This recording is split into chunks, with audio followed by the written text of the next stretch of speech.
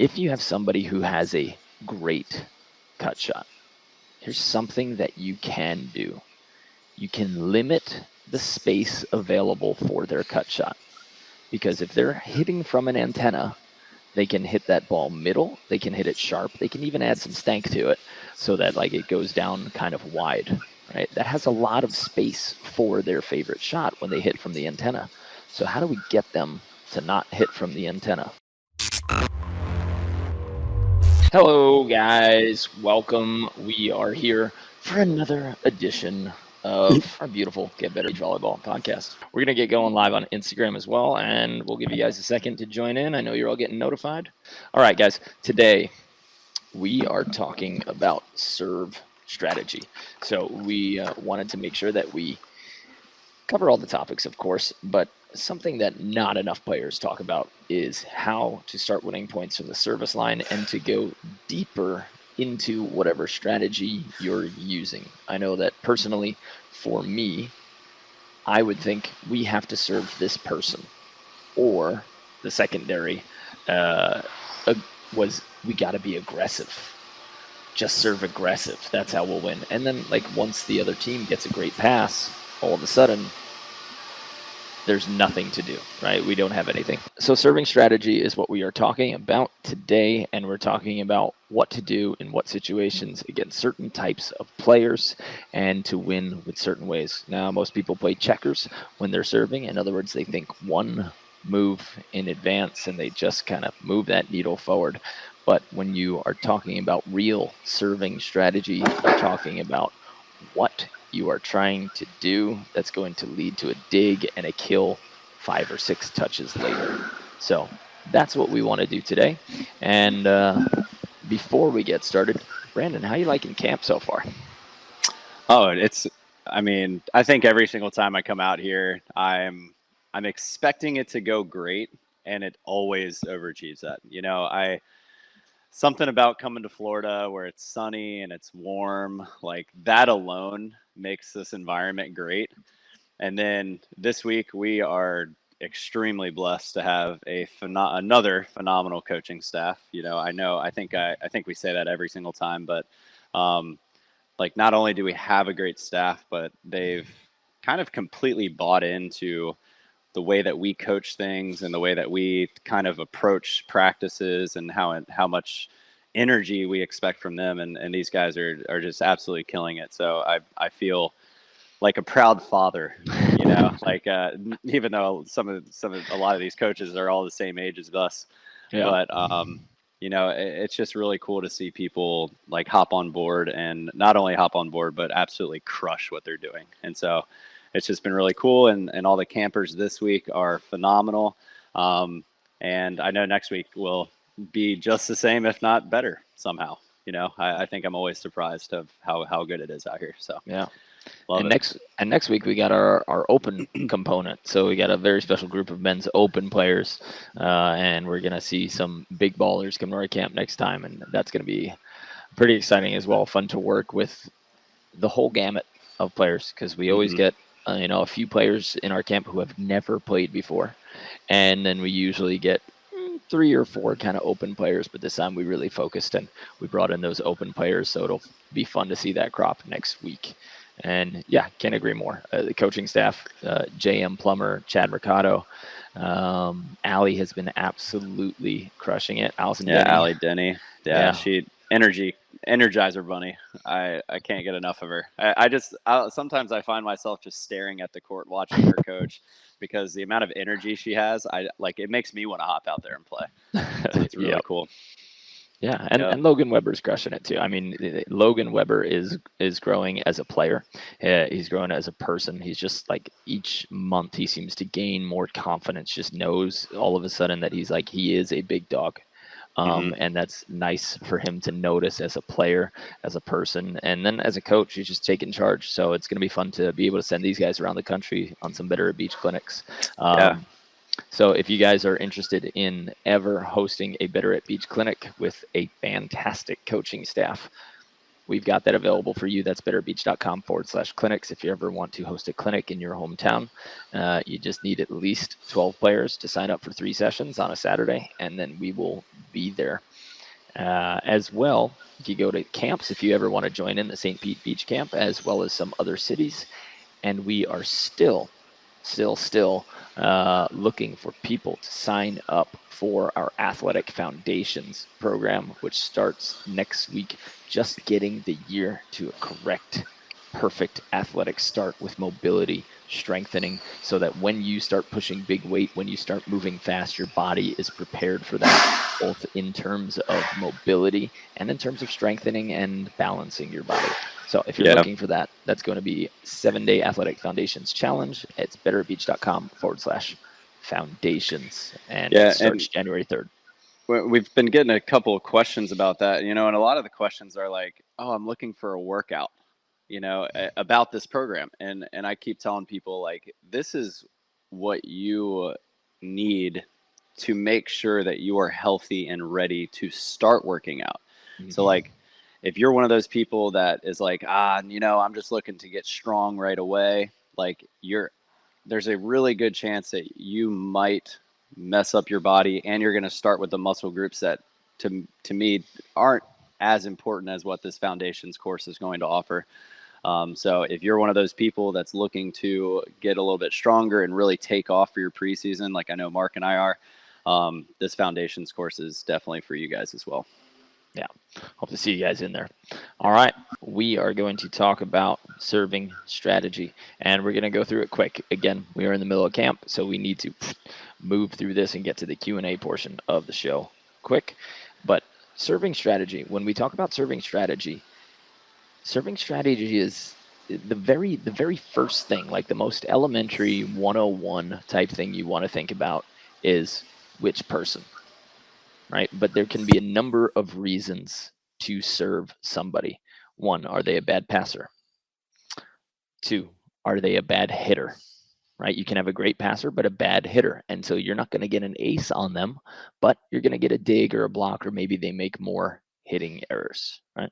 You could also choose to serve somebody if their partner is a bad setter.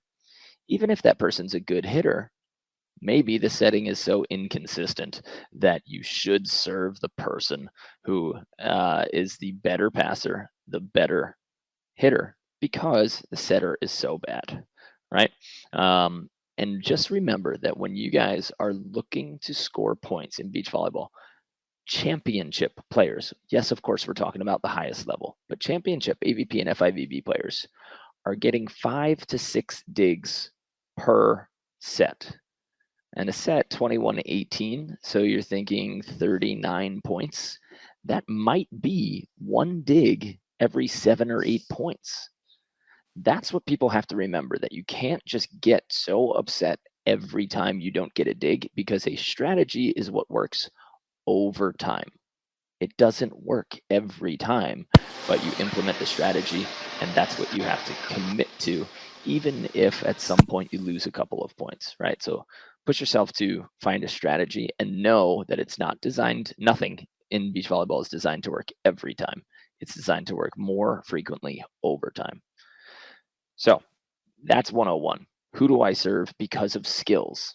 Bad passer, that might be great, but if they have an unbelievable setter and the bad passer is still a good hitter, that might be the bad choice, right? Bad setter, so we're going to make sure that we serve tougher to the passer. Even though he's a good passer and a bad setter, we're going to serve him tough, because we don't want the good passer to make an easy ball for the uncomfortable setter. So if you just give that person a lollipop, all of a sudden now the setter doesn't have to be so nervous, because the passer can basically place it into their hands. So high deep or hard spin serves is usually that. Like if you can put some heat on that with a jump top spin or even a standing top spin, then that'll be a spinny ball, and uncomfortable setters don't like when balls spin. Or you can send it high deep. Right, but definitely don't serve short when you're trying to pick on a bad setter, because that just makes it too easy. Okay, so that is kind of 101. My second portion, before we get into like tactics and ideas, is just really understanding that you need to make the passer move. I think a lot of times when we kind of covered this, I think it was last week when we were talking about different types of serves and like float serves. But a lot of people are just okay with popping that ball in, and it tends to go like right to their serve receive location. I think one thing that you can definitely pick up on is trying to make sure that you're making this passer move, and then again it becomes kind of an experiment. A lot of times you can watch somebody in warm up and see if they have trouble moving short, if they have trouble moving back, if they have trouble moving to their sideline or to the seam. But I think having this idea of challenging the passer to actually take a couple steps before they make their pass is really big. For us, especially if you're a beginner and an intermediate, sometimes that accuracy for sideline or seam can be a little tricky. But I think that they definitely have the ability to try to do this long or a deep serve or a short serve. And that's just, it takes a lot of practice trying to figure out, okay, how hard do I need to hit this ball to get it to the back line? How hard do I need to hit this ball to get it to drop over the net? And at that point, it takes a little bit of pressure off you as a server, because you don't really care too much how good their pass is. The goal is that you're just trying to make that passer move. And what I say is, like, a lot of the times whenever these servers are trying to take in this information, they're only thinking about like the first 10 points, and one thing that I don't think anybody can argue is that throughout a match, you get more tired, right? So at the end of the match, like, somebody might be moving really, really well for that deep serve or that short serve at the beginning of the game because they're fresh, they're energetic, the adrenaline's pumping, But then at the end of the game, they might start thinking a little bit more about their endurance. And if they think they can save themselves by not taking that extra step or something, then that's where you see like those common errors of a shanked pass. And especially sometimes it happens on the easy serves. It's just, all right, I'm going to serve this guy short, or I'm going to serve this guy deep over and over again. And eventually he might think that he's gotten too good at passing those, and he might forget about his technique a little bit. He might forget about just finishing his pass, and he's thinking a little bit ahead to the set.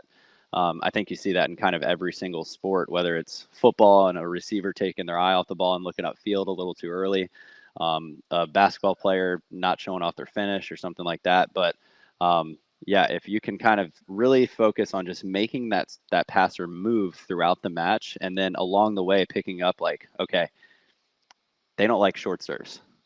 But then that doesn't necessarily mean that you serve every single ball short. You can kind of keep that in the back of your mind, and when you need points, put them in that troubled situation.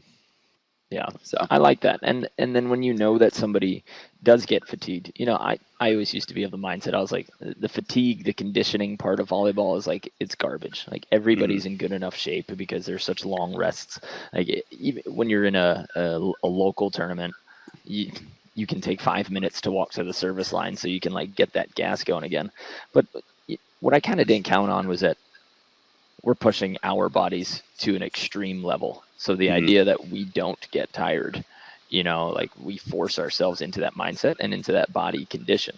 But if you're playing a local tournament, people aren't working out 6 days a week. So you will get them tired. And if you are playing at the highest level, yes, by the end of the match, somebody's going to be jumping half an inch lower, because that fatigue, it does build up. They won't be jumping as high at the end of the match.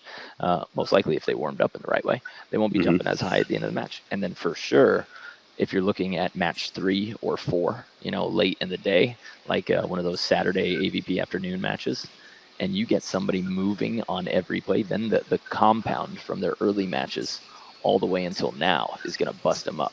Because think of it this way. If you know that you're going to play somebody early in a tournament, you might play them later. Right. Why not start that fatigue cycle for them? And even if it's day one and they seem to be tired, you're going to run into them again later. So just keep them moving. I really like that idea. Yeah. And I mean, I think it doesn't matter. Like, well, you were kind of saying before, if there's a dominant player, then obviously sometimes you might serve them if they have a bad setter, or if they're not as good at passing or attacking. But we're starting to see, at the highest level that, like, even if the blocker is the better player and they're bigger and they're stronger, sometimes people are serving them the whole game, like, and just on the pure fact that they're like, both of these teams are gonna side out at a really high level. We're not gonna win that many points when we are serving.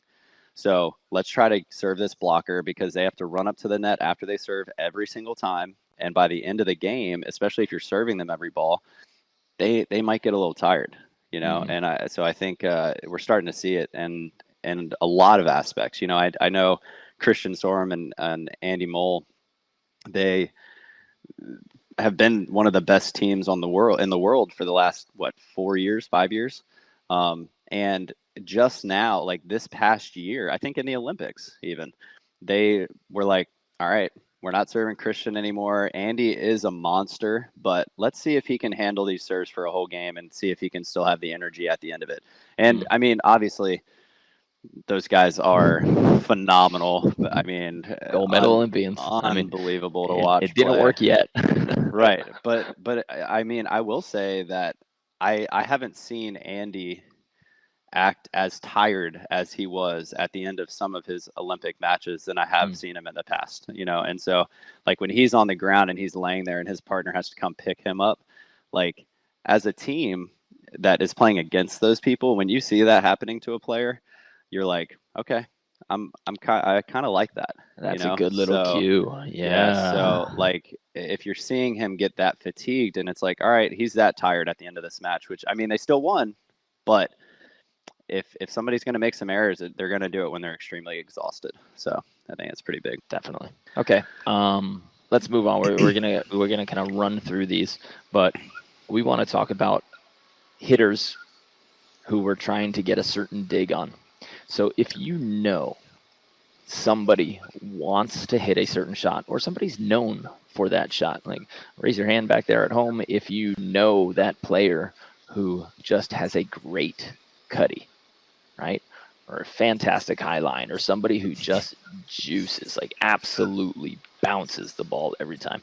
How do we serve these different types of players? Okay. If you have somebody who has a great cut shot, here's something that you can do. You can limit the space available for their cut shot. Because if they're hitting from an antenna, they can hit that ball middle, they can hit it sharp, they can even add some stank to it so that, like, it goes down kind of wide, right? That has a lot of space for their favorite shot when they hit from the antenna. So how do we get them to not hit from the antenna? One of the ways is we serve that ball middle, right? We make sure that we bring it in middle. You can go short, but sometimes the short serve people really like to take a small approach for cut shots, and they get very comfortable there. But either way, if you serve middle, now that person has to move into pass. Okay, it might go to the other player, but you can still serve the inside shoulder. Once they serve middle, they're probably going to approach from the middle of the court. That means that their available space for their favorite shot is now half as big. So you've put a little bit more pressure on them to either make them choose another shot that they're not as good at, or they'll hit a sloppier, easier to dig shot. Right? So if you can take somebody who has a great cut shot, see if you can overtime. And again, we have to talk about overtime. This isn't going to work 100% of the time. But if you implement this strategy and you keep going, you're going to get those 5 or 6 digs per match that you need. Right? So you serve somebody who loves to hit cut shots into the middle, and you try to lock them there. One way to lock them into the middle is usually that short middle serve, because it's hard to back up and then get back out to the antenna. If you serve them high, deep, middle, like the deep middle, then they have more time because their pass is usually going to be higher and longer, and they can run a very roundabout route to that antenna and then hit that sharp ball. So you want to take on somebody and, like, say, you know what, I'm going to dig this guy's cut shot, or I'm going to take it away. You can serve them middle, and they won't have the space available for their cut shot. Yeah, I like that a lot, and especially if you're listening to this episode and you are going to go out tomorrow and you're going to try to play, I think one of the best things that you can think about is, like, if you are able to make that serve go short middle, and then that person's cut shot is available, and they even if it's not a perfect set for them and a perfect idea where they should be going cut shot, but they score, don't abandon the idea. Mhm. You know, that's almost better for you that they scored on that, because now they've got a heightened sense of confidence, which is fake, because you know that you're like, all right, I'm going to try to do this so that they won't make this shot. But then when they do it, even if they score, it's like, okay, they're still going to go for that shot, you know. And then later in the game, you can kind of use that information to help you out. So yeah, I like that a lot. My next one would be like, sometimes if we're serving a team that where there's an obvious shorter player and there's not a huge skill discrepancy, right? Like they both pass similar, they both set similar, they both even attack similar. Sometimes what I will do is I will serve the shorter player short. And the main reason for that is because if you serve a tall person short, they can get away with their height and most of the time their athleticism to still get up and be a threat at the net. But a shorter player, and when I say shorter player, I think that this rule can really account for anyone that is right around that 6 foot mark and lower. So if you're anywhere below that, or you're playing against people below that number, then this would be very good for you. Or if you're playing against somebody that just doesn't move very well, if you can serve them short, then a lot of people have a really hard time getting back off the net and making themselves a valuable option. What I mean by a valuable option is having multiple shots. You know, a lot of times when you serve somebody who's short, and they don't have that ability to get back before they make that approach to go hit, they've most likely eliminated one of the shots that they would normally have. Maybe it's a high line, maybe it's a cut shot, depending on where they made that pass. But most of the time, if you serve that person short, they're gonna have some of their options taken away. Which on defense, you love that, because now it's like, okay, they're not back behind the 10-foot line. They're probably not going to hit this ball hard. So now that blocker can either peel, or that defender can sit in the middle. And now if they do go over that blocker, it's got to be so high that as long as this defender's stable, they should be able to make a really good read on it, make a really good pass, probably not even have to dive. Now you're in control of the game. I love that on the right side. I mean, I Oh, feel yeah. like so many right sides, they put the small guy on the right side and they put the bigger guy on the left side. And serving that short corner right by the antenna for the right sider, making them come all the way up, jamming them against that antenna, making them go all the way back. That is, I love running a 2-block on that, and a very obvious 2-block, because that means that my blocker will show super early that the line is wide open. And this little guy who thinks he can hit really hard, we've taken away a couple inches of his vertical and we've rushed his approach, and he sees a wide open net right in front of him. And often they're not really big enough. They're not strong enough. They can't get out of the sand, and you get them either burying it into the net or taping or hitting you some kind of slow, easy ball. Mm-hmm. You know, it's really nice to run that 2-block and let them feast like open net, knowing that the defender's job in that is to get the hard driven dig. The defender only has one job. If that person goes over cross, okay, don't worry about it.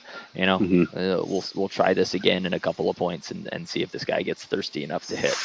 But Right. when a little dude gets real thirsty, and you show him something that like is theoretically wide open that he's seen on TV and Amazon Prime, and he's like, yeah, I'm going Thunderdome right now. I got this. It's a very easy way to get somebody to tape, hit into the net, or hit you kind of a nice slow ball. One more defensively, just to kind of make sure that he doesn't do that easy over cross ball. If you just kind of sit in like that on the edge of the 2 left thirds, and then shift over, right? Don't run a 4. Don't have that defender running anywhere, but sit right behind the blocker so that the defender can't really see you, but they do see the daylight that the blocker gave. Then shift into that and know that your only responsibility is that hard-driven dig, which is probably going into the tape anyway. Right. And I think the thing that I wanted to point out to you is I love the idea of running the cross block there, because most of the time what happens, especially if the attacker's right-handed, because if you're making them go short, they're most likely going to push this pass a little bit to the middle so that their setter can get it. And then one of the most common things we see for right side players who are right-handed, if they do get in a slump, is more than likely that setter is not finding their attacking shoulder. And if they're left inside, now that cross block is completely swallowing them up. And I, like you said, over exaggerate, right? Get over there so that they know that the line is open, because most likely they're going to be in a situation where their only option is cross, but then they're going to see that blocker, and now they're trying to avoid that blocker. And if you're making them avoid you, then that's when errors come, especially out in the net, on not even making it over the net, whatever it is.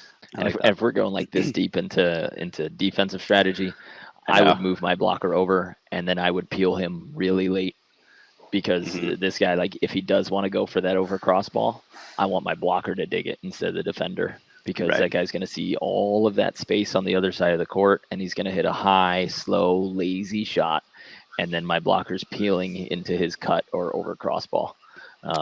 And that play works on a regular basis. A lot. You just need a very fast backpedaling blocker. Right. And they don't have to be tall. It's just a matter of the attacker just needs to feel their presence on the other side of the court so that they know what is open and what isn't. So I think that's pretty big. Yeah, I like that. Here's something that people don't do enough when they serve: the line to line, straight down the line serve. One flat, fast float serve. Nailed it. You got it. I love it. If you keep that quick and on a straight line, first of all, people are going to be moving outside, so there's a good chance that they shank the ball outside the court. And when a player shanks the ball outside the court, you're at an immediate advantage, right? Or they're going to over-exaggerate trying to get the ball back to the middle, so they have to move one way while dragging the ball back in the opposite direction. And a lot of times they overshoot it, and they pass it way past that middle line, and then they have a backpedaling setter. And really what happens a lot is the setter moves towards that serve. You know, the setters get attracted to where that serve is, so they start running way across the middle line, thinking that that's where the play is going to happen. And then as the passer tries to pass to mid, it goes behind the setter's head, and they have a backpedaling setter who's probably going to struggle to make that set. And so I've seen this happen a couple of times, but people don't just lock it in. Me and Marty Lorenz went to One Star in Slovenia, and we were down, I think, 11-14, and there was just kind of this younger kid, Zach from Australia, who is now, Schubert's like a beast. He went through a couple of knee surgeries recently, but athletic beast. But he was young, so I was like, young guy, you're going to have to be the one that finishes this game. Like, you're probably going to finish it, but I'm going to make you finish it. And so I just went straight down the line, and I looked at him, and the whole stadium could have told you that that's who I was going to serve, right? So I'm hitting that line straight down the line. Everybody knows that I'm serving down the line, and I'm just going to aim at this little 2-foot marker right inside that sideline. And the struggle with that serve, just a flat moving serve, especially with the Mikasa ball, which is going everywhere, that put so much pressure on him that he couldn't get a pass. His setter got off balance another time. He shanked the ball outside, just keeping it flat and fast enough. And right on his sideline, we were able to come back. We won 16-14. It was a great comeback. But putting it on somebody and saying, look, you guy, I know that you are going to have to be the one to finish this match. And a lot of people just can't handle that pressure, first of all, when you stare at them and you very obviously serve them. People don't like that. They like it. They get self-conscious. They're like, what? Why is he choosing me? Does he think he's going to get a dig? You know, they start questioning themselves. Right. And then when you make them struggle, like you were saying, making them take 3 steps just to touch the first ball, it's going to work. So if over time you guys can just learn to aim 2 feet from the sideline, straight down that sideline, and just hit that ball flat, that is a very, very successful serve.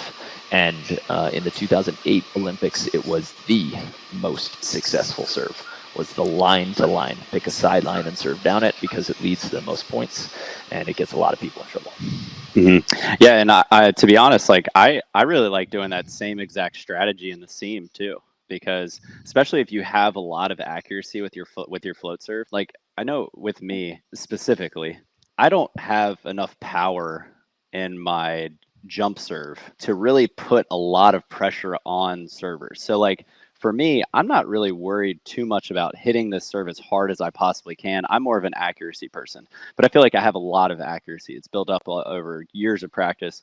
And if I'm standing in the seam and I want that ball to land in the seam, I'm going to be within a foot of that. But I think that that's a really good option too, because now you got people having to communicate while that speed is happening too. You know, it's not just because if you serve in the line to line, yes, you're putting that pressure on that person. But another way to do it is serving the seam. And now nobody really knows who's going to get it. You know, you still have that idea of like, oh, my middle, but that I love that because now if someone says my middle, I can step one step over where now it's no longer that person's middle. Mm-hmm. And now I can put some pressure on that guy who maybe thinks that they're not getting the ball anymore because it's not their middle. You know, so I think that idea can kind of work. And kind of one last thing, I know we got to kind of close up really quick, but I think one last strategy that we can kind of all think about is I think we all can be okay with missing a little bit more serves because we're trying to be meaningful with our serve, you know, and whether it's you trying to be aggressive, whether it's you trying to be very, very particular on trying to hit the serve deep or short or seam, whatever it is. Most of the time, if you're starting to be safe, then you're just putting that ball in play. And if they're able to pass that ball well, and now you're getting the serve in and they're having to earn a point. But at some point, you don't want that team to get into that kind of rhythm because they start to get confident. Now they start passing a bigger range every single time that they're back there. Every single time that they make a good pass, I'd say their range increases about maybe 6 inches to a foot. Confidence plays a big difference. Yeah, it's huge. So anytime that you can be really aggressive, even if they have a good pass, but they're like, oh, whew, like that ball got on me quick. You know, it's like that little hesitation can do wonders. So if you miss a serve, like don't think it's the end of the world. You know, Right. think about like, hey, I was trying something different. My bad. You know, I'll try it again next time. Yeah. So At some point, you got to start making serves. yeah. Oh yeah, for sure.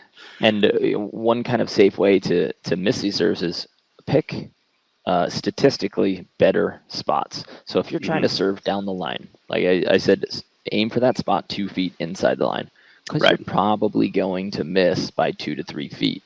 What we want to pick is targets that even if I miss, it's a good serve.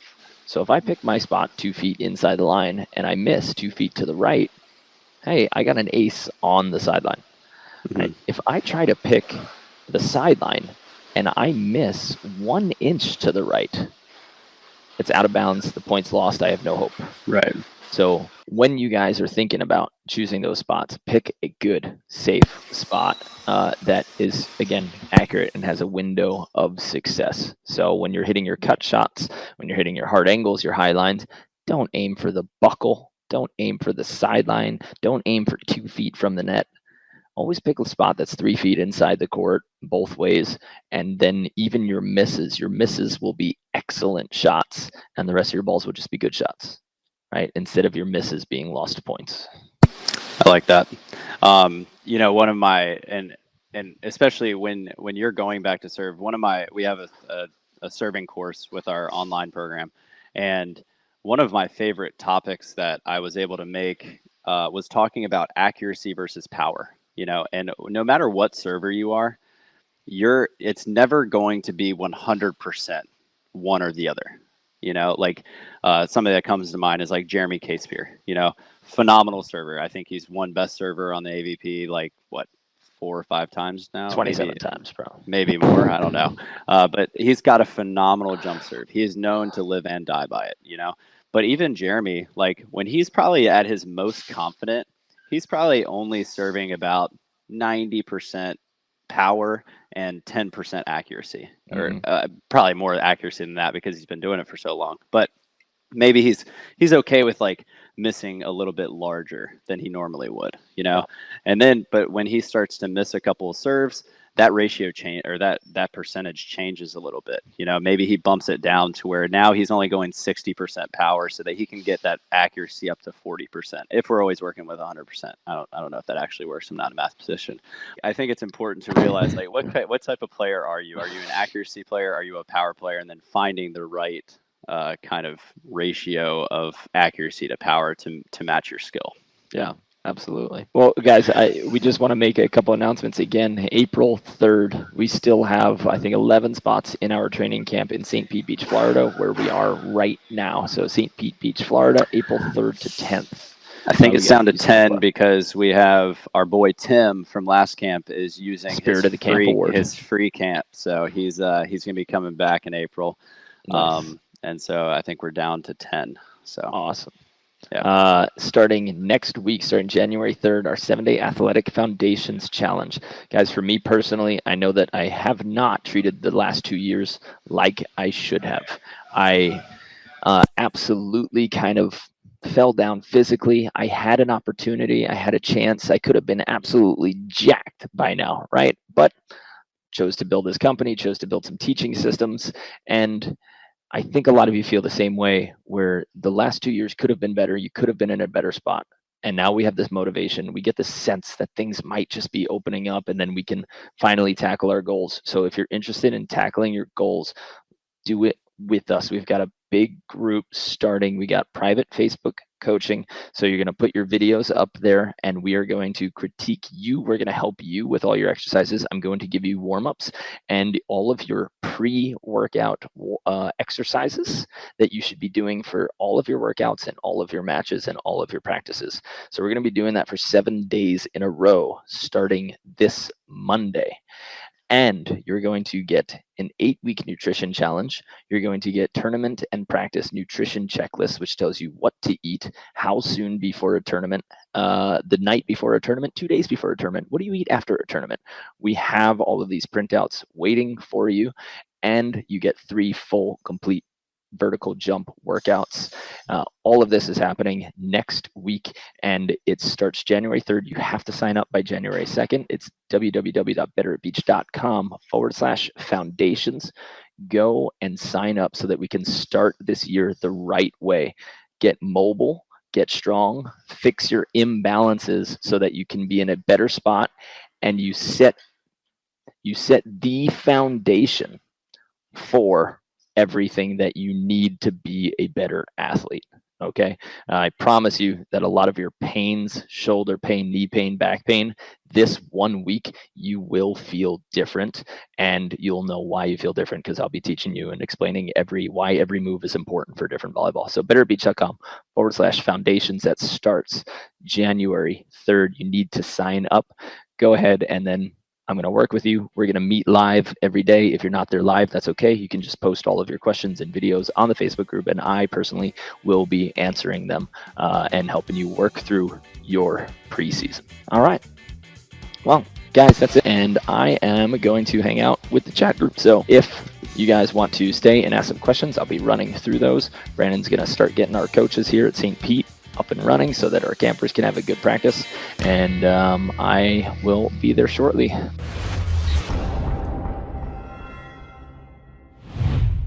All right, Q&A. Guys, if you are sticking around with us, we are going to open up this Q&A, and I'm going to just go from the top and all the way down.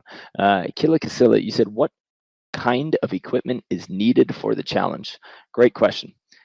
Right now, all that you're really going to invest in is going to be a band. Okay, if you can get any type of TheraBand, some sort of stretch band, or a mini stretch power band, we're just working with light bands, because the majority of what we're going to be doing is body weight exercises and mobility. I'm going to teach you how to strengthen, how to increase your mobility just by doing body weight stuff.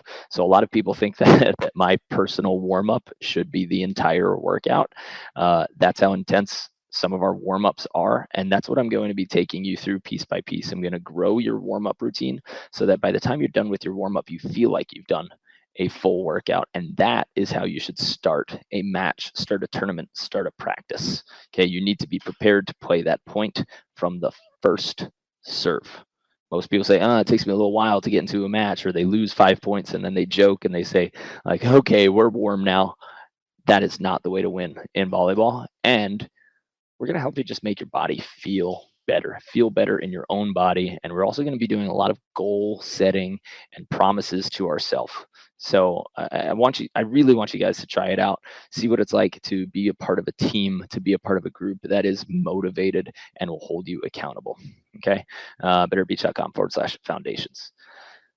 Peter says hello from Poland. Hi, Peter. I got Polish in my background. Did you know that? My father's name was Burczyk, which is a Polish name. So used to be Polish. Maybe I could go play for the Polish national team. If Kantor and Loziak want a new partner, I'm there. Joshua Samsonder, an open player. He says, what's an open player? An open player is essentially the highest level player. So open player is that spot just below professional.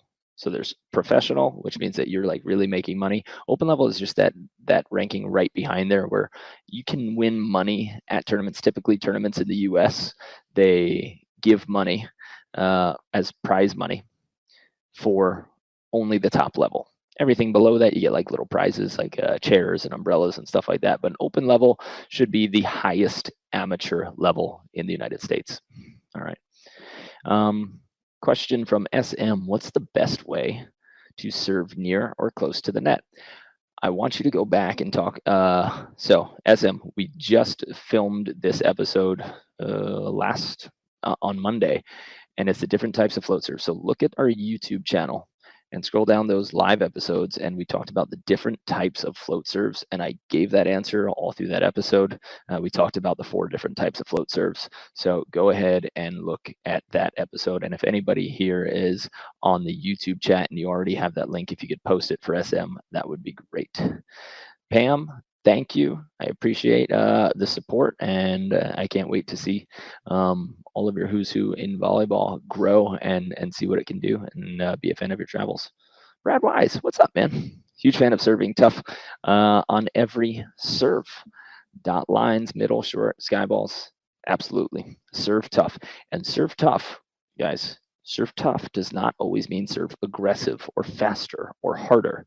Serve tough means make it tough on the other team, not just hit harder. You guys have to make sure that you have that difference in your mind. Gwenole says, should I switch from jump serve, jump float serve, standing float serve during a game or a set? I notice the receivers start shanking when a serve type change, but changing serve can result on more serves. Yeah, you have to find your balance. So when you're trying to decide which type of serve you should use or if you should be changing, obviously you don't want this passer to get into a good rhythm.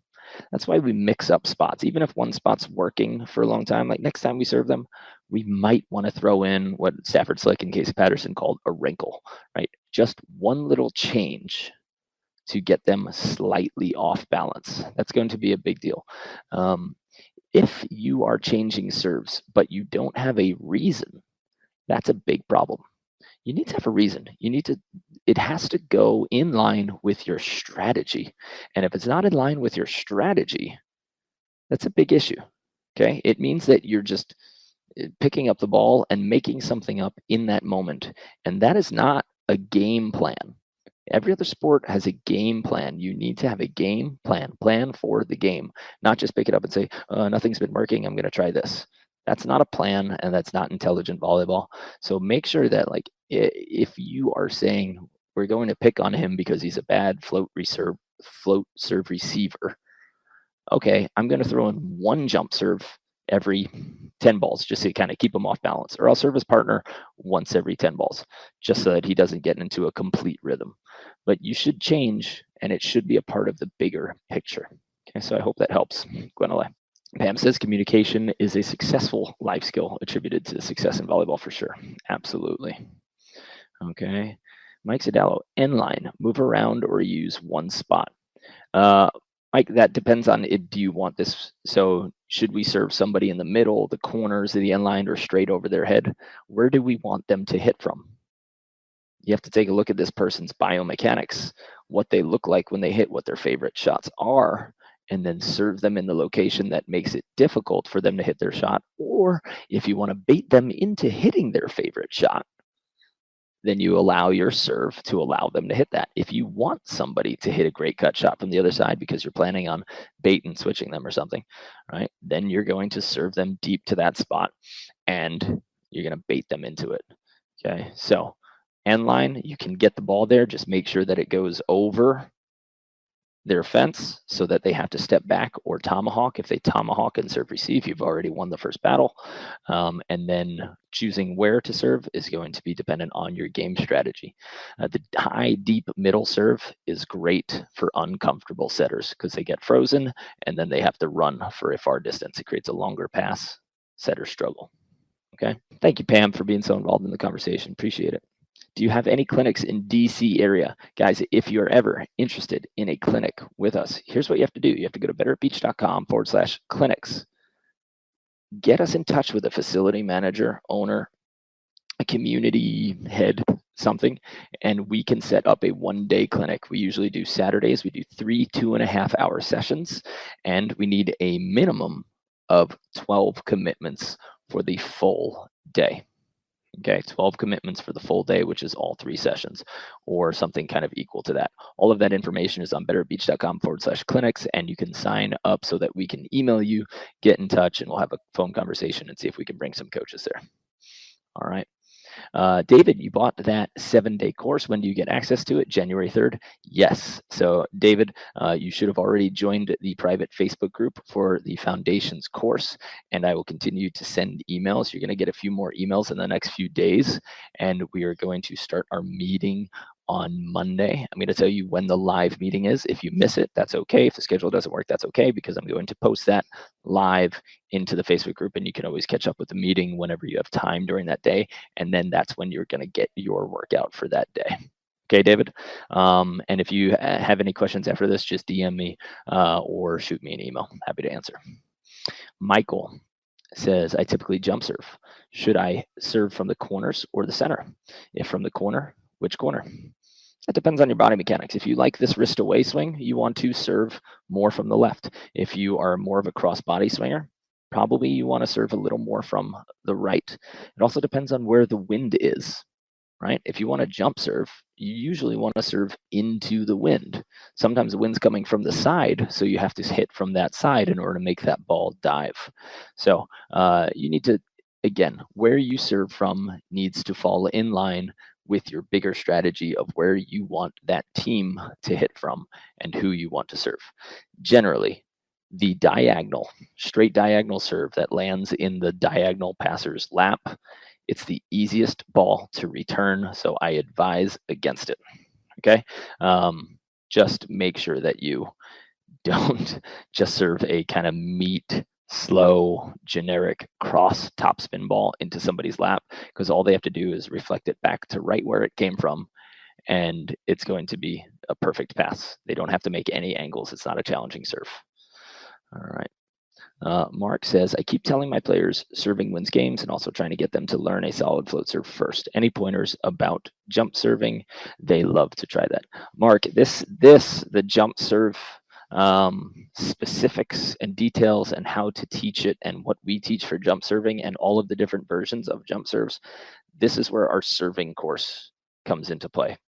So if you want to sign up and get access to that serving course and become a member so that we can help you out and help you coach, we have a few members that are coaches in our group, and they don't use these drills for themselves. They use them so that they can teach their players better. I want you to go to betteratbeach.com/coaching. And within that giant program, we have a passing course, a setting course, an arm swing specific course, an approach and attack course. We have a defender course, a serving course. I know there's a lot. We have a blocking and peeling course. We have 50 plus practice plans. And of course, the 60-day max vertical. So all of that is included in our coaching program. Okay. And if you join that program, we will be there to help you every step in the way, because we have 2 live meetings where we're going to be face-to-face videoing each other every week. So that's at betteratbeach.com/coaching. I want you to look into it, see if you like it. And Mark, if you have any questions, just shoot me a message. Okay. All right, guys, that is it. Thank you so much for your questions. Thank you so much for your time. We got to get to our campers. If you want to join a camp, betteratbeach.com/camps. And as always, just make sure that you are sending me messages. Let me know if you need help. Shoot us an email.